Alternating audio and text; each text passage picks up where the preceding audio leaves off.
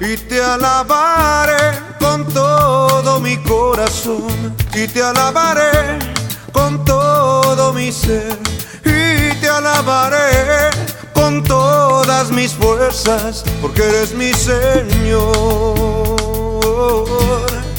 eres mi Dios.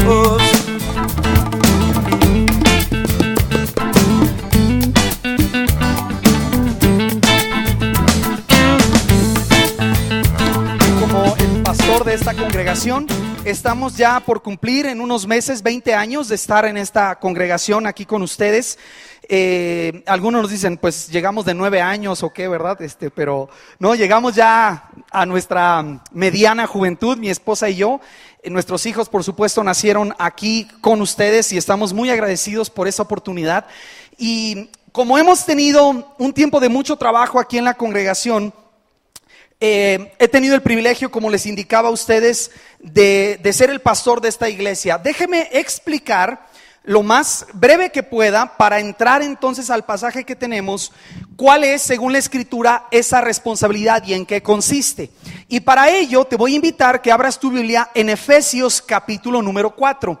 No es el pasaje que vamos a estudiar, porque ahorita te explico a dónde vamos a llegar con todo esto.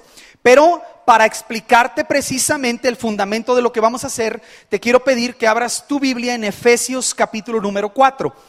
Efesios 4, no sé si nos pueden ayudar acá en la pantalla, funciona, si lo quisieras ver de esa manera, como un iglesiómetro.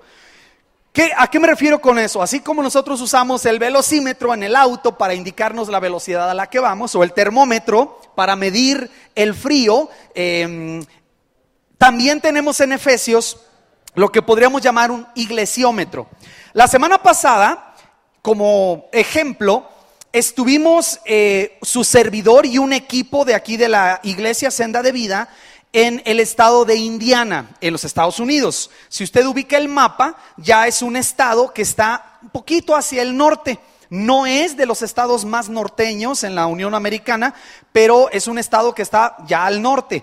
Y el sábado pasado, precisamente hace 8 días, 9 días, estábamos a 1 grado centígrado y el termómetro marca la temperatura real que hay del ambiente, pero marca algo que se llama la sensación térmica, que es cómo se siente la temperatura.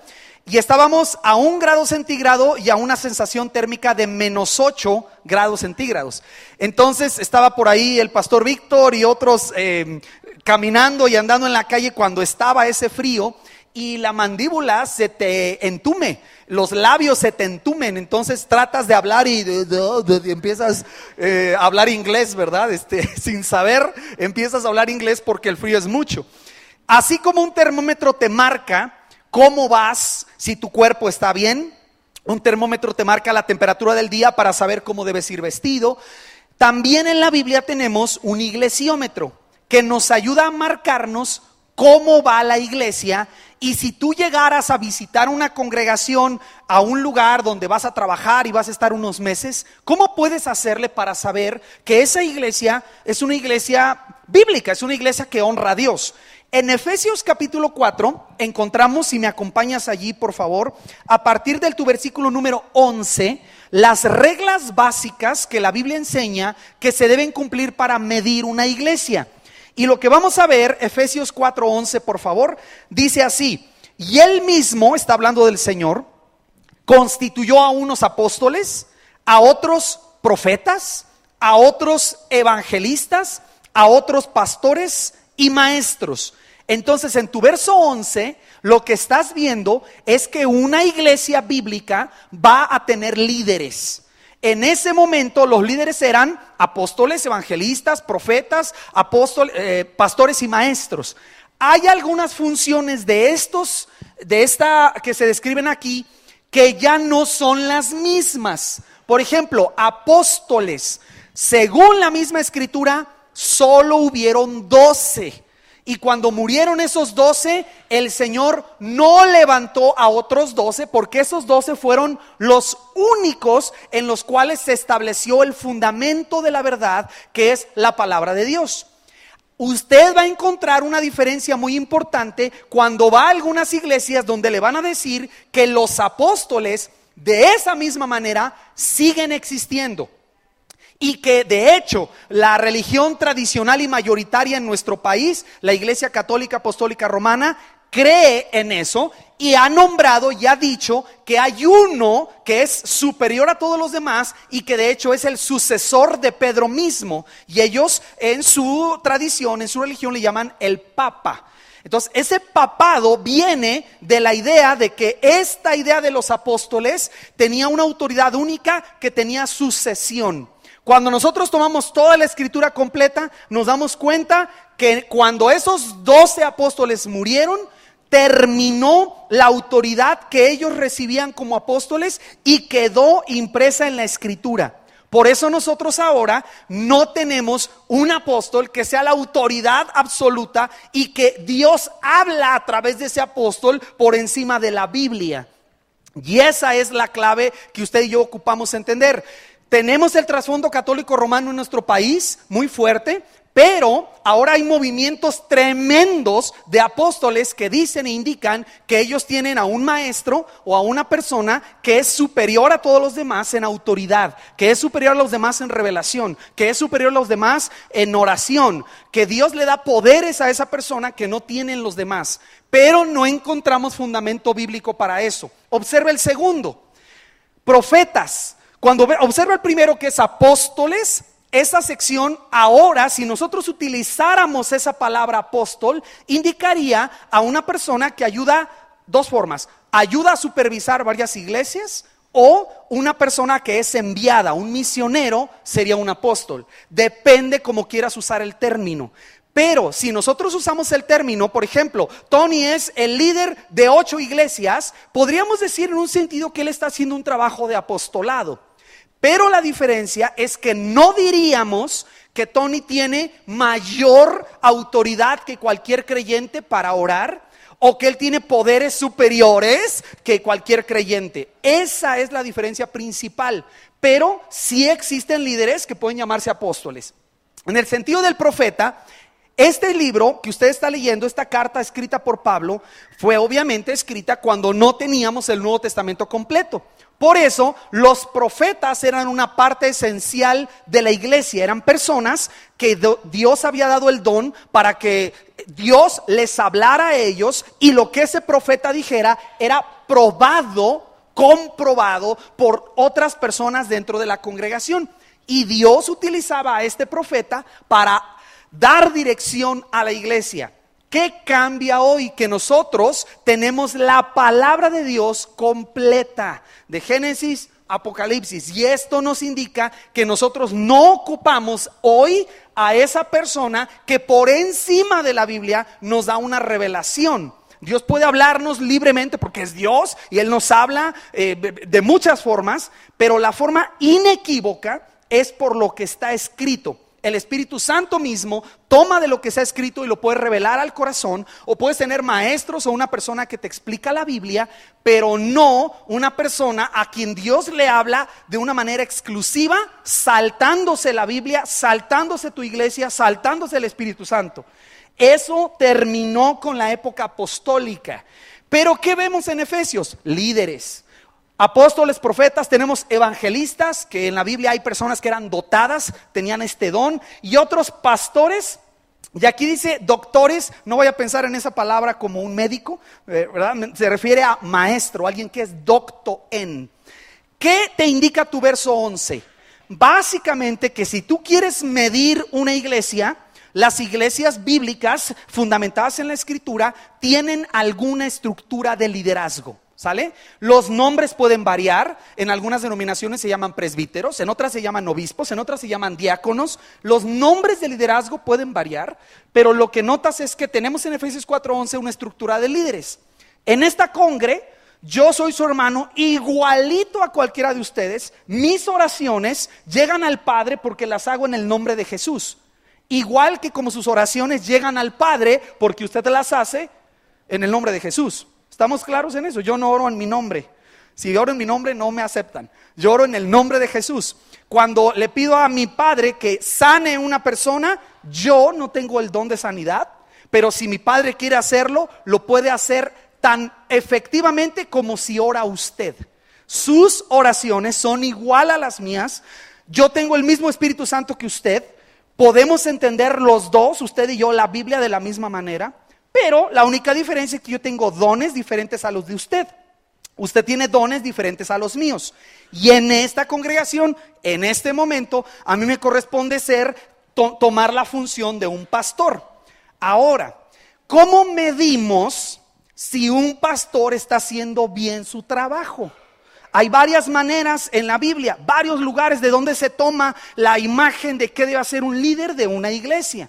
Pero si estamos en Efesios 4, que es nuestro iglesiómetro, vean el versículo número 12, por favor. Tomen en cuenta que dice que aquí están los líderes, pero observen la palabra para. En nuestra Biblia versión 60 se lee a fin de. Él instituyó a unos apóstoles, pastores, predicadores, ¿verdad? Los líderes a fin de. ¿Y cuál es la función de sus líderes en la iglesia? ¿Qué dice la Biblia? Perfeccionar a los santos. Ahora, ¿quiénes son los santos? ¿Los que se portan bien? No, claro, se deben de portar bien, nos debemos de portar bien. Pero bíblicamente los santos son las personas que han sido apartadas para un servicio a Dios. Han sido apartadas del mundo y marcadas por Dios para servirle a Él. Bíblicamente lo somos todos los que hemos entregado nuestra vida a Jesucristo. Si usted ha entregado su vida a Cristo, usted es un santo. Nuestro trabajo es enseñarle a vivir como el santo que usted ya es. Es enseñarle a vivir de acuerdo a la naturaleza que ya tiene. Pablo en Efesios lo llamaría perfeccionarle. Entonces, si usted asiste a una iglesia donde lo dejan seguir igual todos los días de su vida, se lo digo con claridad, esa no es una iglesia bíblica. La iglesia está diseñada para que yo venga a la iglesia y sea perfeccionado, cambie. ¿Qué significa perfeccionar? Ayúdenme. ¿Qué es perfeccionar? Pulir, buena palabra, perdón. Hacerlo mejor, cambios de actitud, algo que ya es bueno, pero nosotros lo vamos, me gustó esa palabra, puliendo. Lo vamos cambiando, lo vamos trabajando. A mí me enseñaron hace muchos años a tocar la guitarra, pero yo no la toco perfecta. Yo podría entrenar y podría practicar y ensayar para perfeccionar eso. Y aún si yo dijera, ya está, podría llegar un maestro de aquellos de los mejores y me diría, no, pues no está, todavía te falta. Y tienes que cambiar esto. Y ahora párate derecho, esa joroba está muy fea, entonces párate derecho. Saca la panza como mariachi o agárrala así o vibra de tal manera el dedo. Porque esa es la función de una iglesia. Se lo digo claro, si Senda de Vida o cualquier iglesia funciona para que usted llega, se sienta y usted solo escucha y sigue igual, esa no es una iglesia bíblica. Puede ser un grupo de personas que hablan de Dios, pero esa no es una iglesia bíblica. En una iglesia bíblica tú estás en este nivel espiritual y vas a ser perfeccionado para que crezcas a otro nivel espiritual, para que te parezcas más a Jesús. Esa es la función de una iglesia. Entonces observe que la función de una congregación es tener líderes y el trabajo de esos líderes es perfeccionarle a usted, a los santos, ¿para qué cosa? ¿Qué dice el texto? Para la obra del ministerio. A fin de perfeccionarlos para la obra del ministerio. Entonces, ¿cuál es el detalle? Si los líderes están tomando la obra del ministerio, en lugar de entrenar a los santos para hacerla, no es una iglesia bíblica. Puede ser una iglesia donde se habla de Dios, entiendo, un grupo de personas que hablan de Dios. Pero una iglesia bíblica tiene líderes que ayudan al santo a hacer la obra del ministerio. No es el líder el que le quita la obra del ministerio al santo y la hace el líder. Entonces eso nos ayuda a todos aquí a evaluar y ubicar cuál es la función de los líderes de una congregación. ¿Qué sucede si nosotros perfeccionamos a los santos y ellos hacen la obra del ministerio? El texto dice, para la edificación del cuerpo de Cristo. Estamos aquí para seguir haciendo crecer el cuerpo de Cristo en esta tierra. ¿Cómo se logra? Cuando los santos hacen el ministerio. ¿Cómo van a hacer el ministerio? Cuando son perfeccionados. ¿Quién los perfecciona? Los líderes de una iglesia. Esa es la función. Entonces, nunca en una iglesia bíblica usted va a ser invitado a sentarse todos los días de su vida. Nunca va a ser invitado a quedarse en la misma condición. Si usted está en una iglesia donde constantemente se le está retando a crecer, cambiando a crecer, y se abren o se crean esas oportunidades, esa es una iglesia bíblica. Insisto, líderes que perfeccionan a los santos para que los santos hagan la obra, y al hacer la obra el cuerpo de Cristo en la tierra crece. Y el texto sigue. Entonces, ¿a qué me refiero con esto? Que a mí me corresponde tomar en este momento aquí, para este tiempo, la función del pastor de esta iglesia. Si eso cambiaran y ustedes como iglesia dijeran, ¿sabes qué? No, ya no estamos de acuerdo, ahora debe de ser Ubaldo, o debe de ser Víctor, o debe de ser Marco o Pedro. Adelante, se hacen los cambios y yo ahora me sujeto a esa persona que tiene la función del pastor. Pero su trabajo será ayudarme a mí a perfeccionarme para hacer la obra, para extender el cuerpo de Cristo en la tierra. Sigue siendo la misma función. ¿Estamos de acuerdo en eso? Entonces, tomando esto en cuenta, estamos llegando casi al final del 2016. Y yo como su pastor, que tengo esta responsabilidad y este privilegio de pastorearles ya de tiempo, tengo algo que decirles como pastor. Pero resulta que no hay nada más efectivo. Yo estaba por escribir una carta, ¿verdad? O traerles algún mensaje de mi corazón, pero no hay nada más efectivo que la escritura. Y me encontré en la primera carta de Pablo a los tesalonicenses exactamente las palabras que yo quería decirles. O sea que Pablo me ganó, ¿verdad? Me leyó el pensamiento, o más bien yo leí la Biblia. Eso es sencillo. En primera a los tesalonicenses, capítulo número 1, quisiera que entráramos a este pasaje, porque creo que en su gran mayoría, hermano, todo este capítulo se aplica a ustedes. Todo este capítulo de la primera carta de Pablo a los tesalonicenses se aplica a ustedes. Y de verdad lo digo de corazón, y como lo va a decir Pablo aquí, con muchísima gratitud en mi corazón. Pablo lo escribe así a esta iglesia, a los tesalonicenses, que él ayudó a fundar. La escribe en equipo y dice Pablo, Silvano y Timoteo. No estoy seguro, pero en un 90% le puedo decir que este sentir también lo tenemos los líderes para todos ustedes. Pablo, Silvano y Timoteo, a la iglesia de los tesalonicenses. Y me interesa que ponga atención en la palabrita que aquí se traduce, que es en Dios y Padre. La versión 60 traduce en Dios el Padre, en Dios Padre y en el Señor Jesucristo. Esa pequeña palabrita en, que acá se traduce que es en otras versiones se traduce fundada en Dios Padre. Otra versión lee congregada en Dios Padre. Pero esa frasecita, esa palabra, en, indica mucho. Y una de las verdades más importantes es que cuando Pablo le está diciendo a los tesalonicenses que ese cuerpo de Cristo, esa iglesia local en Tesalónica, se funda, aunque es Pablo el que trabaja allí, es Pablo el que la siembra, la planta, ¿verdad? Pablo reconoce que esa iglesia existe allí por la voluntad de Dios. Es una representación genuina del cuerpo de Cristo en la tierra. Y decir eso es decir mucho. ¿Me está entendiendo?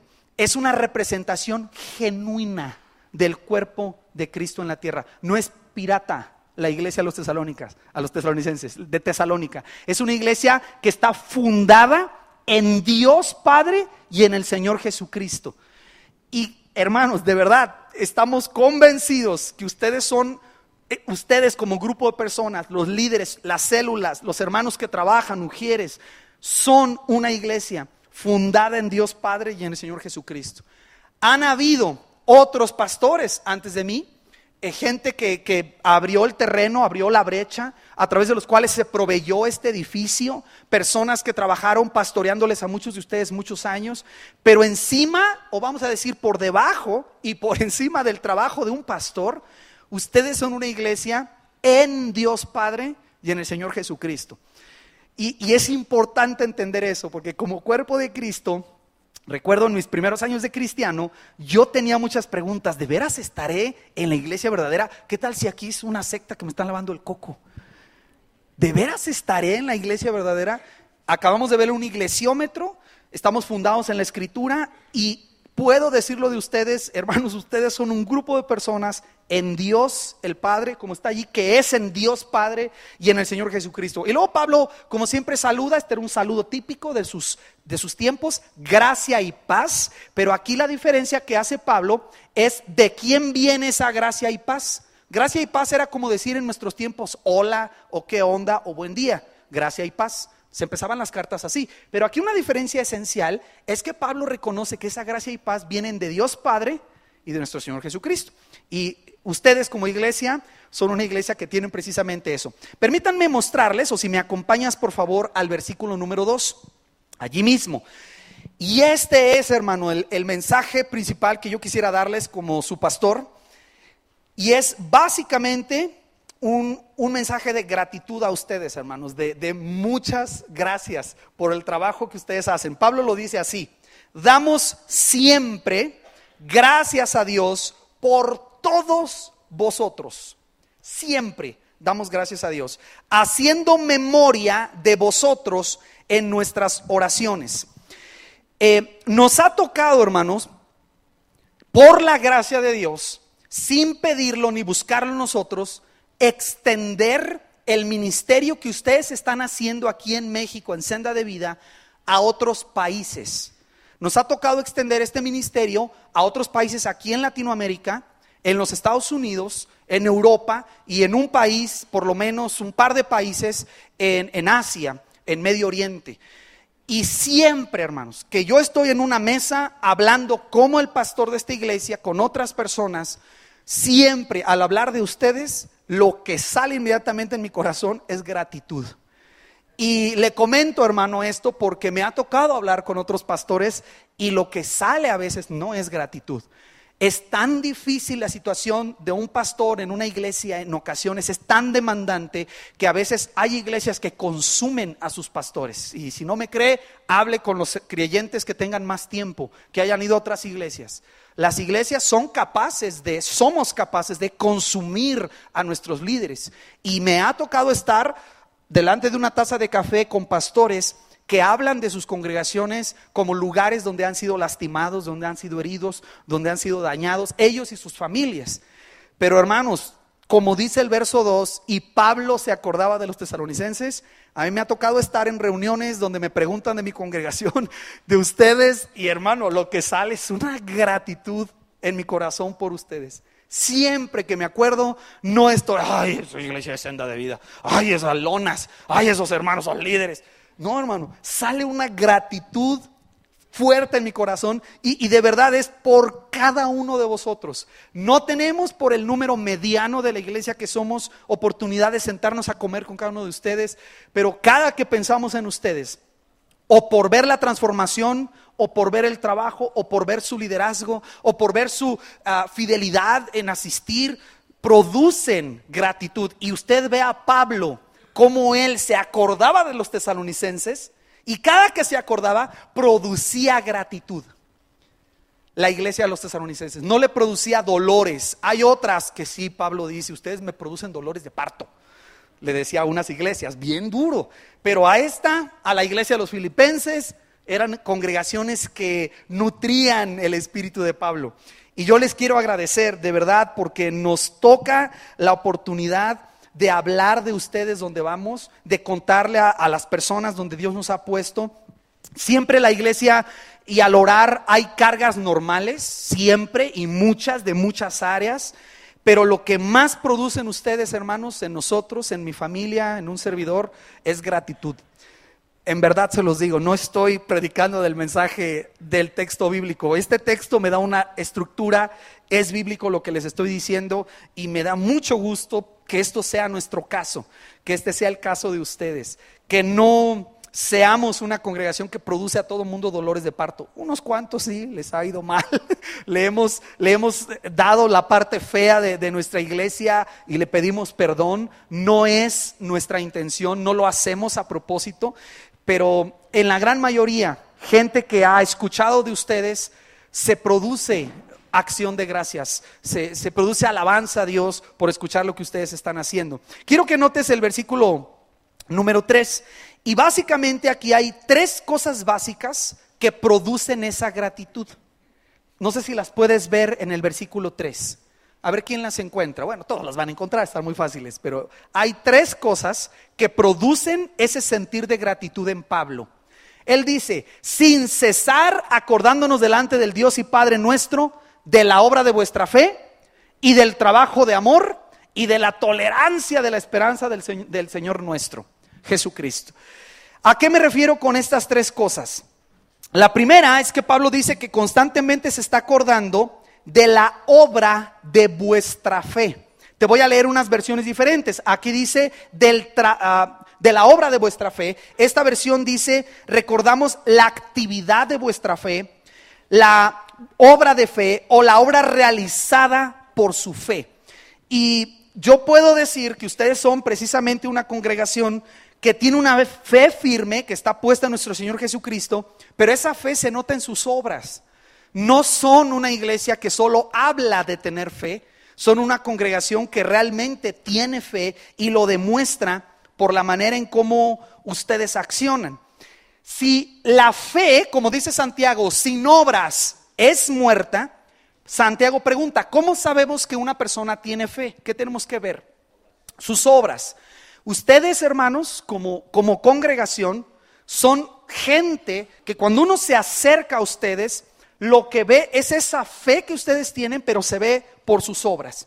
Y déjeme darle un ejemplo. Hay muchos, pero déjeme darle un ejemplo. Hace 15 días, aquí tuvimos la conclusión de nuestra celebración global. Y estuvimos estudiando antes de esa celebración global sobre la promesa de fe. La promesa de fe es: aquí están mis finanzas, todo esto son mis finanzas. Uso aquí el pizarrón. Todo esto son mis finanzas. Tomo la parte que le corresponde a Dios y le entrego de un diezmo. Puedo decidir dar esta cantidad de ofrenda, pero la promesa de fe es esta sección de mis recursos que yo he destinado para la misión de Dios. Es la promesa de fe, no se toca. Esta promesa de fe no se da cuando tengo. Esa se da como si fuese semejante a un diezmo, y de aquí empieza nuestra generosidad. ¿De acuerdo? Bueno, la semana antepasada, ustedes y yo, como iglesia, rompimos todos los récords en cuanto a promesa de fe que hay para iglesias en Latinoamérica. A lo mejor usted no sabe eso. No quiero que usted se suba el cuello, ni estoy glorificándole a usted, ¿me entiende? Pero quiero ponerlo en la realidad y que usted vea qué tipo de congregación son. Más o menos por ahí anda Salomón y los administradores. Vaya con ellos y pregúnteles cuál es el presupuesto anual de nuestra iglesia para pagar salarios, para pagar servicios, mantenimiento, viáticos, café, asuntos de baño, gasolina para instrumentos, compra de artículos. ¿Cuál es el presupuesto? Vaya y pregúntele por favor a los administradores anual. Pero usted se va a llevar una sorpresa, porque nuestra promesa de fe, que es esta sección dedicada a la misión, más o menos es 4 veces lo que nosotros tenemos en promedio de nuestro presupuesto anual. 4 veces. ¿Qué demuestra eso? Su obra de fe. Que ustedes son personas que tienen fe y se demuestra con las obras, con las acciones, no solo hablan. Tenemos en este instante ahí un grupo de personas que están viviendo en una situación complicada en este momento, y les recibimos aquí, y ustedes son personas que les abrazan y les aman. Se nota su obra de fe. Y otra vez uno ve eso, ¿y qué produce, hermano? Gratitud. Produce alabanza a Dios por el trabajo que ustedes están haciendo. La segunda cosa que Pablo dice, el trabajo de amor, hermanos, pues ni se diga. ¿Qué podemos hablar de eso? Otras versiones dicen: yo estoy agradecido por el esfuerzo de vuestro amor. Noten las 2 palabras, esfuerzo y amor. Esta silla que ustedes ven aquí, esta fila, fue puesta por un grupo de personas, en su mayoría damas, mujeres, que tempranito vienen y ponen estas sillas aquí. Esta lona fue colocada por un grupo de caballeros que han estado haciéndolo por 15 años ininterrumpidamente. cada domingo, excepto 2 domingos al año, que son usualmente Navidad, ¿verdad? Semana Santa, 3 domingos al año que no se pone la lona. 15 años haciendo esto. El grupo de música, pues usted ve todo esto que se pone aquí, se carga. Hay gente que temprano va, carga. ¿Sabe qué motiva eso? El amor, nada más que eso. A nadie de los que ponemos una silla o tocan un instrumento se nos paga. Ninguno de los sugieres recibe un salario. Nadie de los que se quedan hasta las 6 de la tarde a cerrar la puerta recibe un bono de verdad, gratificación por horas extras. Nadie ha hecho, nadie lo ha recibido. Los hermanos de la tienda voluntariamente hacen eso. Los que ponen un postre para vender, para poder juntar para el techo. Nuestra hermana que junta PET. Son ustedes una iglesia que realmente trabaja. Son bien trabajadores y lo hacen por amor. Quiero repetirles, como su pastor, yo quiero usar este tiempo porque yo tengo el micrófono para decirles que les agradezco mucho, los amamos mucho y les agradecemos mucho, porque de verdad, donde vamos, tenemos la oportunidad de hablar de lo que Dios está haciendo a través de ustedes. No les damos la gloria a ustedes, le damos la gloria a nuestro Dios, que es el único que la merece, pero la damos a través del trabajo de amor. Aquí está en la Biblia. Pablo mismo está dando alabanzas y gracias a Dios por la obra de la fe y por el trabajo de amor de esa iglesia. Y ustedes, hermanos, lo vimos la semana antepasada, muchos de ustedes por puro amor hospedaron, por puro amor cocinaron, por puro amor limpiaron, por puro amor decoraron, por amor trabajaron hasta tarde, viajaron mucho tiempo, invirtieron, ofrendaron. ¿Qué mueve a las personas a hacer eso? El amor, nada más. Y eso es lo que nosotros vemos en ustedes. La tercera cosa que Pablo admira de los hermanos de Tesalónica, dice, y de la tolerancia de la esperanza del Señor nuestro Jesucristo. La versión 60 lee así: acordándonos, dice Pablo, de vuestra constancia en la esperanza de nuestro Señor Jesucristo. Otras versiones dicen la firmeza de vuestra esperanza, otras la firmeza o perseverancia de su esperanza, otros la constancia sostenida por su esperanza en nuestro Señor Jesucristo. ¿Qué estoy diciendo aquí? Que ustedes de verdad son una iglesia que tiene una fe y una constancia y una fidelidad que a lo mejor ustedes no lo saben, pero yo se los estoy diciendo ahora. Es fuente de ánimo para mucha gente. No saben, hermanos, la gente que es animada simplemente de oír que ustedes son una iglesia que gana almas, una iglesia que es fiel en sus finanzas, que está pensando en misiones y que no hay un techo. Y mucha gente es animada, o sea que cada domingo llega el equipo y monta el audio y monta las sillas y luego la lona y luego ponen lo demás, y cuando termina, ¿qué hacen? Hay que quitar todo otra vez. Y eso no hace sentir mal a la gente, los anima. Es una fuente de ánimo para muchas personas. Entonces te quiero decir esto para que tú entiendas a qué iglesia perteneces, a qué grupo de personas perteneces, quiénes son tus líderes. Son gente que ha estado, algunos de ustedes tienen líderes en su célula que llevan ahí 3, 4, 5, 8, 10 años y lo han estado haciendo con una fidelidad. Tan chimuelos pero fieles. Son personas como tú y como yo, falibles, se equivocan, están aprendiendo, se tropiezan, trastabillan, tartamudean. Pero hermanos, ¿sabes que la cosa básica que esas personas tienen en su vida es una tolerancia de la esperanza? La 60 traduce muy bonito diciendo en el versículo número 3, constancia en la esperanza de nuestro Señor Jesucristo. Y quiero repetir, todo esto liga al versículo 2 que dice, yo cada que me acuerdo de ustedes le doy gracias a Dios. ¿Por qué? Porque me acuerdo del trabajo de amor, de la obra de su fe y de la constancia en la esperanza que ustedes tienen en Jesucristo. Y hermanos, de verdad, cada que nos toca ir a compartir otro lado, ¿sabe de qué hablamos? De la palabra de Jesucristo. Eso es lo que llevamos, pero hablamos de ustedes. Eso es lo que nos ha puesto Dios a hacer, porque somos la mejor iglesia del mundo. No, para nada. Pero sencillamente somos una iglesia, hermanos, donde ustedes trabajan con su fe, se nota la obra de su fe, se nota su trabajo de amor, y son una iglesia que se ha sostenido en fe, aguantando los calores, ¿se acuerda? Bueno, ¿cuáles, hermano? Los fríos, también los fríos. ¿Cómo se pone aquí? Es difícil. La lluvia, ¿cuándo les ha tocado lluvia aquí en una boda? ¿Cuántos se han casado con lluvia? Creo que ha habido 2 bodas con lluvia y fueron bautizados todos allí en el mismo instante. Ustedes, hermanos, son, como insisto, personas que han estado 15 años poniendo lonas, 15 años colocando sillas, viajando a ser discipulados por unos 15 años, cuidando con paciencia seguimientos, bebitos espirituales que se les esconden y les cierran la puerta y les cancelan 3 minutos antes de su cita por un WhatsApp, ¿verdad? Y ahí están ustedes fielmente, hermanos. De verdad, muchas gracias por ese trabajo que ustedes están haciendo. ¿Quieres ver el verso 4? El verso 4 y 5 contienen otras verdades bien interesantes. Porque conocemos, hermanos amados de Dios, Pablo está abriendo su corazón, aquí está aventándolo en la carta. Conocemos, hermanos amados de Dios, vuestra elección. Esta frase puede ser difícil si la lees de una sola. Lo que Pablo está diciendo es que él sabe que ellos han sido elegidos por Dios. Es un poquito complicada la gramática porque eso se llama voz pasiva. Su elección es voz pasiva. No es que ellos eligieron algo, sino que ellos fueron elegidos. ¿Tiene sentido eso? Entonces Pablo está diciendo, hermanos, conocemos vuestra elección. O sea que ustedes han sido escogidos por Dios.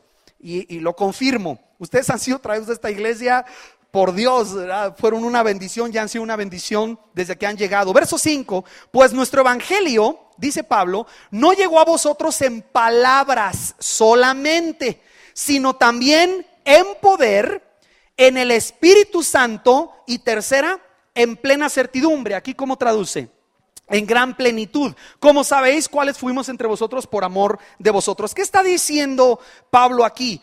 Que el evangelio lo han recibido más que como puras palabras, lo han recibido con el poder de Dios, como el poder de Dios. Y ustedes pueden hablar aquí, ya han escuchado testimonios de mucha gente que ha sido transformada radicalmente por ese mismo poder, que es otra manera de ver ¿dónde está Dios obrando? Si solo fuera enseñanza y bla, bla, bla, bla, bla, y no vemos la vida transformada de individuos, tienes que hacer un signo de interrogación. Pero aquí usted puede hablar con personas que le pueden contar cómo el poder de Dios ha sanado su corazón de amargura. Personas que iban sin dirección y ahora Jesucristo les ha dado una nueva dirección. Matrimonios que estaban a punto de desaparecer y el Señor los ha restaurado. Personas que han sido libres de adicciones, cambios en su forma profunda de vivir. Eso solo lo hace el poder de Dios y el Espíritu Santo. No lo hace el discipulado. No lo hace una lección ni un pastor que predica. Un pastor, un ser humano no tiene el poder de cambiar a nadie. El único que tiene el poder de transformar la vida de una persona es el Espíritu de Dios con su poder. Es el único. Mi pregunta es, ¿usted ha visto esto aquí? Nosotros lo hemos visto repetidas veces. ¿Ha habido milagros de estos milagros que nos gusta ver, de estos espectaculares? Sí, sí los han habido, aunque no es la norma de cada domingo. Pero vemos a Dios obrando milagrosamente para sanar una enfermedad o para transformar el corazón de una persona. Y dice allí con gran plenitud, esta versión lee en poder, en el Espíritu Santo y en plena certidumbre. Estamos hablando de en mucha seguridad. ¿Y qué quiero decir con esto? Si nos tocara tratar de pensar a nosotros, intentamos presentarle el evangelio sin que sea alterado. Si la Biblia dice algo y nosotros lo hemos hecho diferente, nos ajustamos a la Biblia. No tratamos de cambiar la escritura. Entonces, por favor, tenga esa libertad. Si usted ve que en Senda de Vida algo se está haciendo que no va acorde a la escritura, díganos. Ayúdenos como líderes, porque queremos hacer esto con nuestro ejemplo, y no solo de palabras, sino en poder y con el Espíritu Santo. Y observe el versículo 6, si es tan amable, por favor, si puedes poner el 6. Y vosotros fuisteis hechos imitadores de nosotros y del Señor, recibiendo la palabra con mucha tribulación, con gozo del Espíritu Santo. Esta es también una realidad. Y lo que Pablo está explicando aquí en el versículo número 6 es que ellos son buenos imitadores. Y podemos decir de ustedes, hermanos, cuando venimos con la escritura y les enseñamos algo, ustedes lo hacen.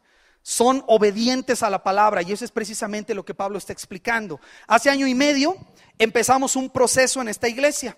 Básicamente el proceso consiste en esto: tomar la misión de Dios, que por un tiempo estaba a un ladito de nuestra iglesia, estaba el discipulado en el centro, las células en el centro, la adoración en el centro y la misión a un lado.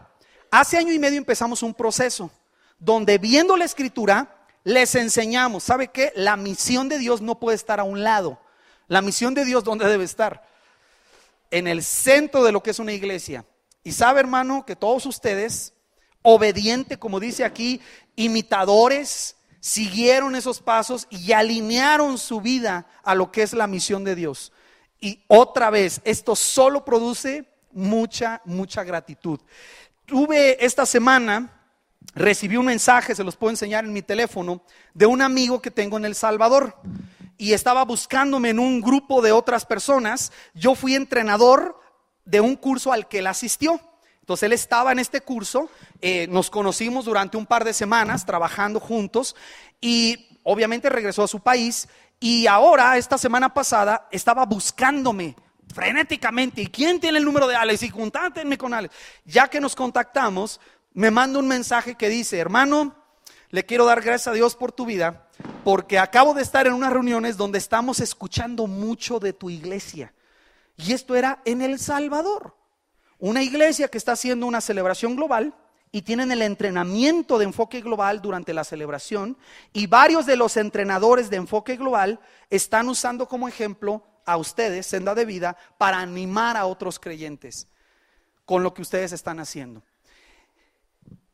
Por supuesto que hablan de ustedes, aunque curiosamente se está haciendo famosa su iglesia. Es la iglesia que no tiene techo.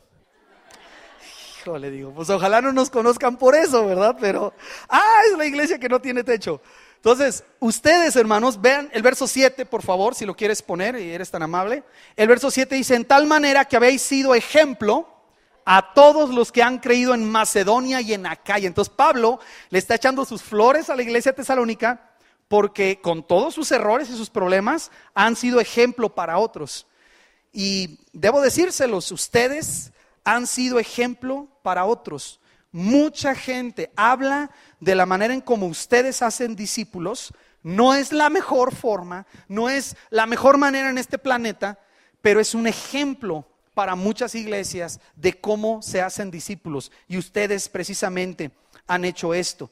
Quiero que veas, para terminar esta sección, versículo 8, 9 y 10. Ahí léelo en tu Biblia. 8, 9 y 10, Pablo explica: porque partiendo de vosotros, ustedes los tesalonicenses, porque partiendo de vosotros ha sido divulgada la palabra del Señor, no solo en Macedonia y Acaya, sino que también en todo lugar vuestra fe en Dios se ha extendido. Fíjense lo que dice Pablo: de modo que nosotros no tenemos necesidad de hablar nada, porque ellos mismos cuentan de nosotros la manera en que nos recibisteis y cómo os convertisteis de los ídolos a Dios para servir al Dios vivo y verdadero, y esperar de los cielos a su Hijo, al cual resucitó de los muertos, a Jesús, quien nos libra de la ira venidera. Ustedes, básicamente lo que Pablo está indicando aquí es, en todo el capítulo, es un gran gracias. Eso es lo que Pablo está haciendo, diciéndole a la iglesia tesalónica: hermanos, gracias por su obra de amor, por la obra de su fe, por su fidelidad en el Señor, porque ustedes reciben el evangelio y lo imitan, porque ustedes son obedientes a la palabra, porque han sido ejemplo a otros, y ustedes realmente lo han sido. Sé que algunos también me conocen un poquito y saben que no me gusta andar hablando de mí, de lo que nosotros hacemos, y dónde fui yo, y qué hice yo, y lo que hice yo. No nos gusta ponernos en el centro. Y a veces esto ha causado que algunos no sepan muchas de las cosas que Dios está haciendo a través de ustedes. Solo para que ustedes tengan un marco de referencia, el seguimiento que ustedes hacen aquí en Senda de Vida, con esas 7 leccioncitas, está animando tremendamente a 2 misioneros en el país de Albania. Lo que ustedes hacen aquí, lo que para ustedes es bien normal, el seguimiento, eso es el kinder de la vida espiritual. La manera, la forma en que se hace, el material que se usa para entrenar a nuestros maestros, ustedes están impactando personas que están intentando hacer discípulos en el país de Albania. Ustedes han animado a una pareja de misioneros que actualmente está trabajando en uno de los países más difíciles en el este de Europa. Ese país se llama Bosnia, que antes pertenecía a Bosnia-Herzegovina, donde hubo una limpieza étnica terrible. Hay misioneros allí que están siendo animados por la idea de que tú puedes invertir tu vida en un creyente nuevo, y ese creyente nuevo crece, se establece, lo entrenas, y ese creyente puede cuidar a otro nuevo. Y a ese que tú cuidaste ahora lo invitas a otro proceso que se llama discipulado. No usan nuestros materiales, pero el concepto de lo que ustedes están haciendo, como Pablo explica aquí, se ha extendido más allá de lo que algunos de nosotros pensamos. Tú fuiste ejemplo, ustedes han sido ejemplo para una joven en el Líbano que está trabajando con mujeres gitanas que trabajan en prostitución. Imagínate, gitanas en prostitución en el país del Líbano. Solo el país es complejo. Imagínate la situación tan compleja de la prostitución en medio de una cultura gitana. Tremenda. Y ustedes, la oportunidad que hemos tenido de hablar con estas personas, de ustedes, está animándoles en este momento. Su modelo, hermanos, de visión, esto lo hicimos con el pastor Víctor, su modelo de visión ha sido de bendición para iglesias, unas 16 iglesias en el país de Nicaragua.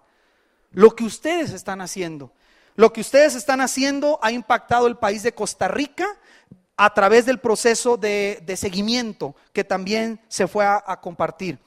Hemos impactado de forma indirecta alrededor de 185 diferentes iglesias. Y a lo mejor ustedes no ubican, no saben dónde están, ¿verdad? Esta lona no nos deja ver. Entonces, lo que quiero es usar Tesalonicenses 1 simplemente para agradecerles, porque son de verdad una congregación que es una iglesia que no es perfecta. Por eso somos una iglesia, porque tenemos que ser perfeccionados para la obra del ministerio. Pero les quiero agradecer como su pastor el honor que nos han dado de servirles todos estos años, porque veo estas características y otras más que hay en la palabra, las vemos en ustedes. Son gente trabajadora, son personas que tienen amor y obran con ese amor, tienen fe y su fe se nota en acciones, y están siendo bendición para más gente de la que ustedes se imaginan, hermanos. Entonces quiero animarles, sus células, ese grupo de hermanos y hermanas en el que están ustedes en las células, ha ayudado a muchas personas a entender cómo se hace el trabajo con células.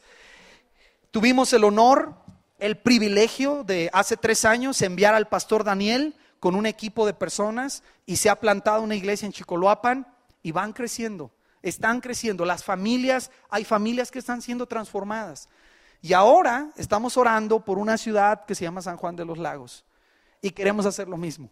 Estamos orando por el grupo duro de profesionistas y de maestros de universidad, y Víctor y Sari irán a plantar una congregación con varios de ustedes para tratar de alcanzar a esas personas.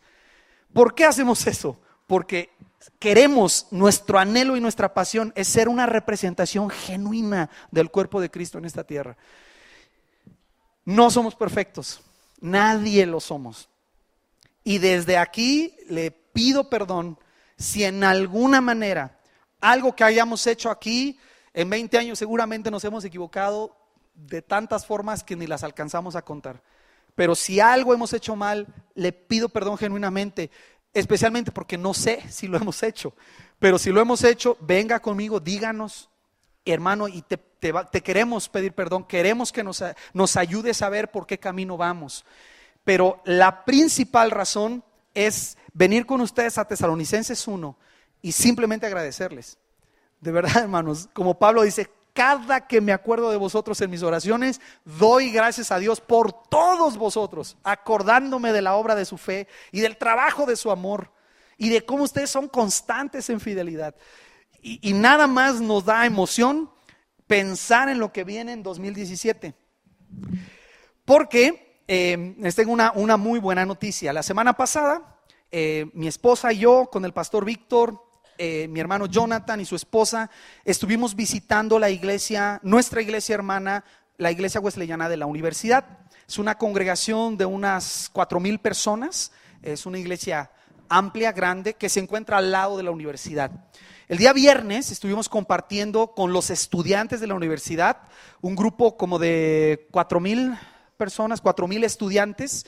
Estuvimos predicando ese día con ellos y el domingo estuvimos predicando en la iglesia. Sucede que sin saberlo nosotros, nuestra iglesia hermana se puso como meta para ayudarnos en el trabajo de reconstrucción, que usted ha de recordar, por cada peso que nosotros pongamos, ellos lo van a triplicar. ¿Se acuerda que le dimos esa noticia? Y nos dieron la sorpresa, nos pasaron en la reunión allí, debe de haber algunas fotografías en algún lado, pero muy amablemente los hermanos nos contaron que habían logrado llegar a la meta que ellos habían propuesto. Quiere decir que si usted y yo de aquí a enero ponemos la cantidad para la reconstrucción del techo, ellos, hasta el límite que ellos han puesto, han logrado llegar a esa meta, hermanos. Y lo que más ha motivado a esta congregación no es que no tenemos techo. No se confunda. Lo que más ha motivado a esa congregación a venir a nuestro lado y trabajar juntos para hacer eso posible es el trabajo de su amor, la obra de su fe y la constancia y la fidelidad que ustedes han mostrado. Hermanos, muchas gracias por eso. Tenemos seguro, primero Dios, tenemos seguro un techo el siguiente año, primero Dios. No sé si eso le da gusto, usted se encariñó con las lonas. Estamos pensando cortar pedacitos y venderlas como reliquias para que usted tenga bendición en su hogar, ¿verdad? No sabemos qué vamos a hacer, pero primero Dios, tenemos un techo el año que viene. Oremos que no perdamos lo que acabamos de leer en Tesalonicenses 1, porque el techo nos puede hacer demasiado cómodos, si me entiende a qué me refiero, ¿verdad? Podemos estar demasiado cómodos y creer que se trata de llenar este lugar, que se trata de tener un templo bonito. No se trata de eso. Se trata de glorificar el nombre de nuestro Rey, llevando su evangelio a todas las naciones. De eso se trata. Con techo debe ser más fácil hacerlo, ¿sale? Entonces no, más difícil, más fácil. Entonces no se ponga tan cómodo como para que cuando lo mandemos diga, no, yo cooperé mucho con el techo, mejor me voy a quedar. Hermano, si Dios lo está llamando a ir fuera, por favor obedezcamos como Pablo le escribía a los tesalonicenses. De verdad, hermanos, no puedo más que decirles muchas gracias. Algunos me han dicho que cuando digo esto me estoy despidiendo. No me estoy despidiendo.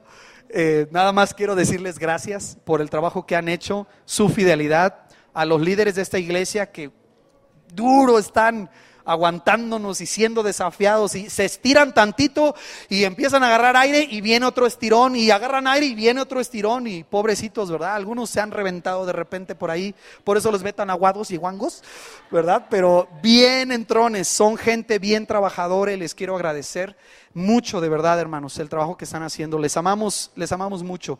Y solo eso, como Pablo lo decía, cada que me acuerdo de vosotros en mis oraciones, le doy gracias a Dios por ustedes.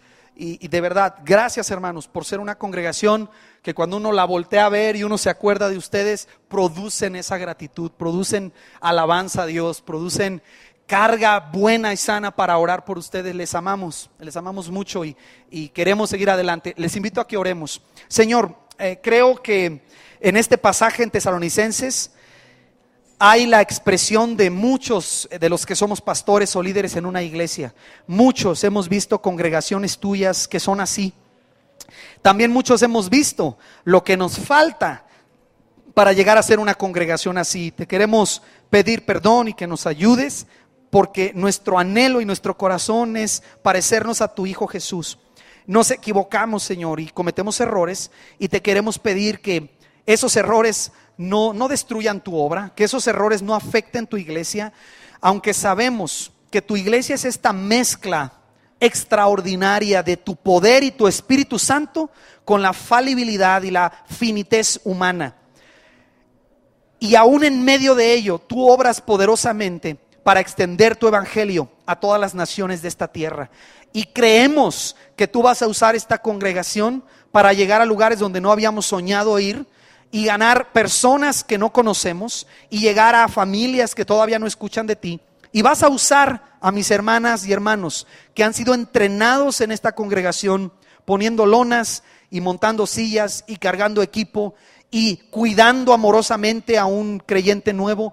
Padre, qué mejor entrenamiento, qué mejor capacitación que esa que tú nos das, Padre, en medio de tu iglesia, en medio de tu cuerpo, en medio de creyentes y personas y familias tan falibles y tan carentes como lo somos nosotros. Y te damos gracias porque nos has dado el honor de ser parte de este pequeño cuerpo que te representa en esta ciudad, en esta zona y en esta tierra, Señor.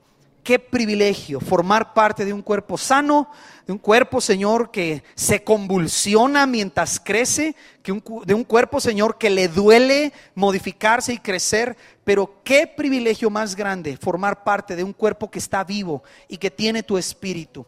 Ayúdanos a conformarnos a tu imagen. Queremos reflejarte a ti y te queremos dar las gracias porque reconocemos que no estamos aquí por nuestras fuerzas.